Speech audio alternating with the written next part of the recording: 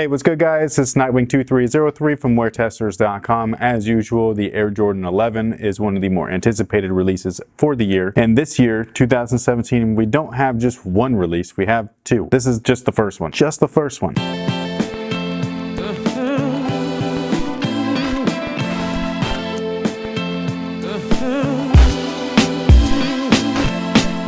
My personal opinion is that this is the best release. I'm not into all red 11s, although I know that a lot of people are hyped for those. But these guys right here are more my flavor. It would have been awesome if December's release was just like this, but instead of white and blue, it was white and red. I know that they already released those as a low, but as a high or a mid, I just think that those would have been fire, especially with some black trim inside.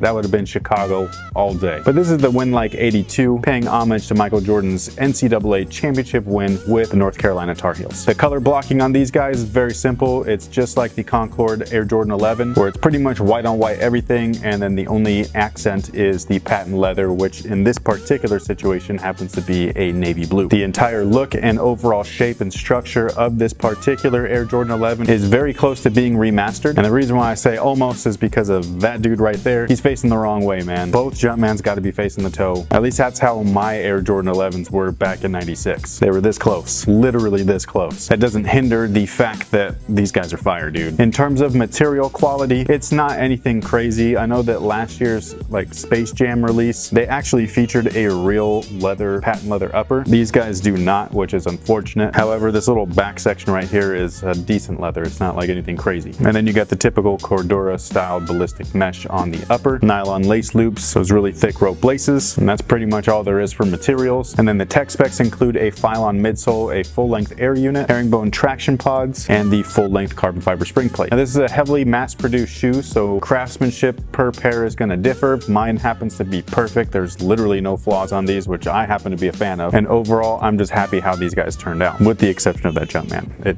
really needs to go back around facing the right way. Small nitpick. Now, it wouldn't be your annual Air Jordan 11 release without some additional merch, and that's actually where Eastbay comes in. They've got you covered. Unlike the shoes, the merch doesn't sell out right away, so you can actually go back and grab that to match your J's. What exactly do they have? This is just one of the t-shirts. This is probably my favorite. If you guys were not around back in '95, '96, and a little bit before that, this is actually what the ads look like for the Nike basketball models. They were super simple. They were awesome. All that it featured was the shoe that they were about to be selling, along with a phone number down here where you can phone order for the shoe. Not only does this shirt come in black, but it also comes in a clean white colorway as well. Not only are there t-shirts, but there are also jumpsuits. And jumpsuits are something that the Air Jordan line has had since its inception with the Air Jordan 1, with the original tracksuit, which was also called the flight suit. And then some of my favorites are from right around 1998, where the Jordan jumpsuits were super baggy, dude. Like everything was huge. You were swimming in those clothes. They were made for big and tall people. It wasn't made for short people like me. But the new jumpsuits are still cool. It's just a typical sweat pant, but then they got the 2-3 at the bottom right here, which I think is sick, as well as your Jumpman branding right there at the upper left pocket. The calf sections are made up of a windbreaker-like material, whereas the rest of the pant is just cotton. And then there's this bad boy right here. This is my favorite piece. It's just a standard hoodie, but it's got that Jumpman Jordan lettering right there on the sleeves. That is super fresh. And then we got the 23 right there.